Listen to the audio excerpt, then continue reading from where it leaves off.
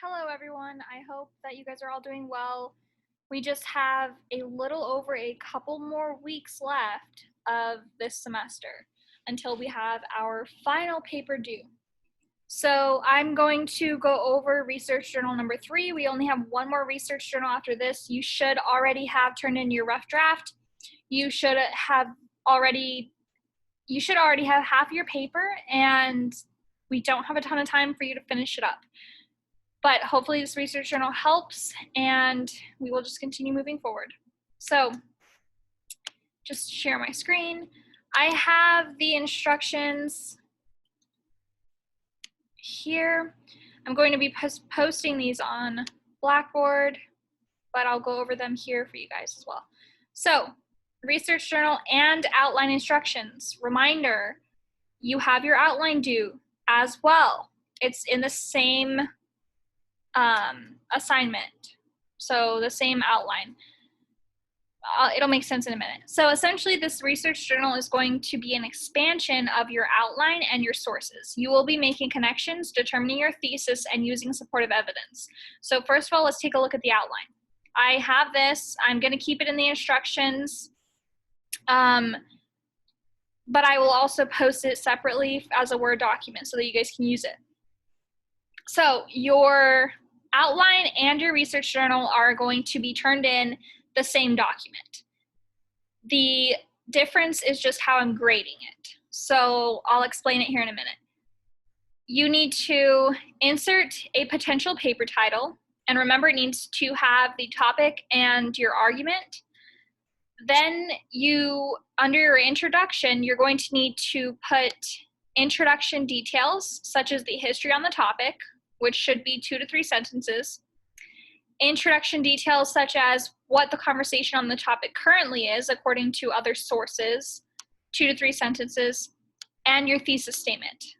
It should include topic 1, topic 2, and topic 3 in your thesis. Remember the equation that we talked about. So I gave the thesis outline right here on the same document. Insert your argument here. Blank should, if you want to use that word, I recommend using it because it's an argument. Blank should blank. And then I have another bracket, because of, which can be shown by, with emphasis on, etc., whatever you want to say. And then another bracket, topic 1, topic 2, and topic 3. So what that means is I'm going to make an argument. People should appreciate dolphins more because dolphins are awesome. Dolphins have the ability to make people smile, and dolphins are beautiful. That's a terrible paper. I would never write that, but that's an example for you. You can add a 4th topic if you'd like, but it's not required. For a longer paper, it might be easier for you to do so. It just depends on what you think would help with your flow. So then you are going to need to use those topics that you brought up in your thesis statement as an organizer for the rest of your paper. So topic 1, which I already said in my thesis, is going to be brought up first. And we need to paste that right here, and then we need to put the articles that you're going to be using in this topic. We're going to be putting the details which connect to the thesis. That should be 1 to 2 sentences. More details, so what? What should the readers do about it? 1 to 2 sentences. And remember, this is at least an 8-page paper. You will have multiple paragraphs under each topic, so keep that in mind. You don't need to write those paragraphs now, but you need to be keeping that in mind. So it's not like our topics, remember, they're the blocks of information. They're not paragraphs. So it's not like paragraph 1 like you're probably used to. This is a longer paper. So topic 1 is going to have multiple paragraphs, and you might have multiple paragraphs where you use your articles, but you need to be knowing where you're going to put your articles in terms of organization and how you're going to connect that topic back to the thesis and what you're going to tell your readers about why they should care. So that's all the same for topic 1, topic 2, and topic 3. You need to do that for each of those. And then you have your conclusion, in which you are going to connect back to the thesis again, explain why it matters and what needs to be done about it, which should be about 2 to 3 sentences, and what details do you want to end with, which should be 1 to 2 sentences. So I have scrolled down for more instructions. Specifically, this is talking about how I'm going to grade this. So everything that is highlighted in yellow will count toward the research journal grade, which is worth 50 points. So as you can see, I have multiple sections which are highlighted in yellow. That's all going to count towards the research journal. So each highlighted point will be worth 5 points and will be graded based on the length that you write for that point. So if it says that it needs to be 2 to 3 sentences, you need to write at least 2 sentences. The effort that you put into your response, so you can't just put 2 sentences that, these should be sentences you're going to use in your paper, and how well you respond to what that point is asking of you. So let's take a look at this as an example. In the introduction, I ask you to give me introduction details, such as the history on the topic. That's highlighted in yellow, so that means that it's counting towards the research journal grade. This is just being explained to you so that you can understand where you should be putting the most effort and how that's going to be graded. So the introduction details, I'm going to give at least 2 sentences of history, because that's usually how you should introduce your paper.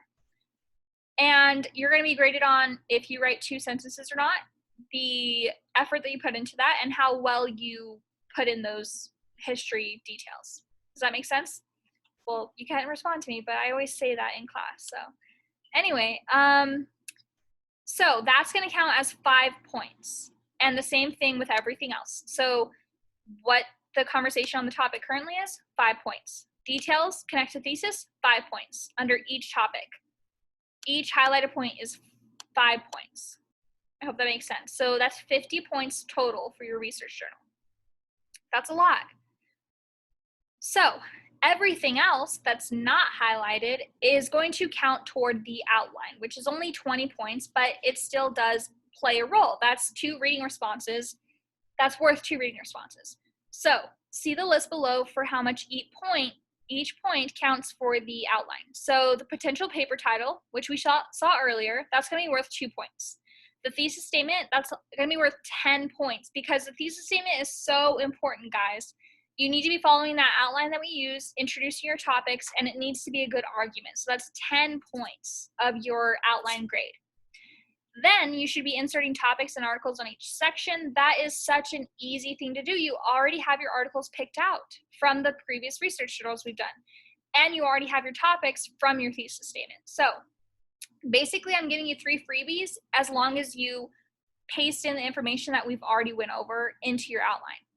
Then connecting back to the thesis statement, that's going to be worth 5 points, because that's going to be super important as well. So I'm going to scroll up so you can take a look at that.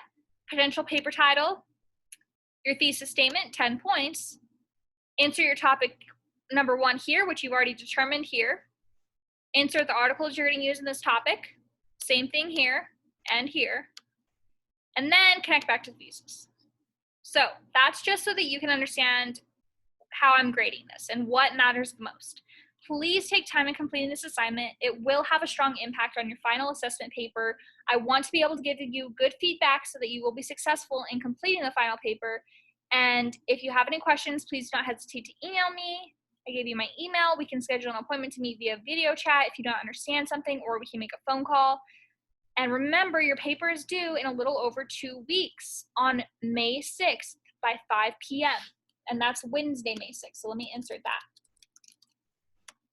So that was something that I didn't feel like I had to explain super in depth. I think that is pretty self-explanatory. If you need anything clarified, just please email me. Also, I have been leaving comments on your guys' work that you've been turning in. I need you to go back to the research journals that you turned in, take a look at my comments, because my comments are telling you things that you need to fix. And if you fix those, it's not only going to fix your grade for the research journal, but it's also going to fix your grade ultimately for the final assessment paper. So if I commented to fix something in your works cited, you fix it, you're going to have a perfectly formatted works cited, and that's going to immediately bring your grade up for the final assessment paper, because you already have your works cited done. So everything that we're doing is counting towards that last paper. Please, please, please ask me any questions if you have them. I will say that I am rather pleased with majority of your guys' work that you've been doing. Those of you who are struggling, please do not hesitate to reach out to me. I am here to help in any way that I can. So have a wonderful rest of the semester, guys. I will see you again on video next week.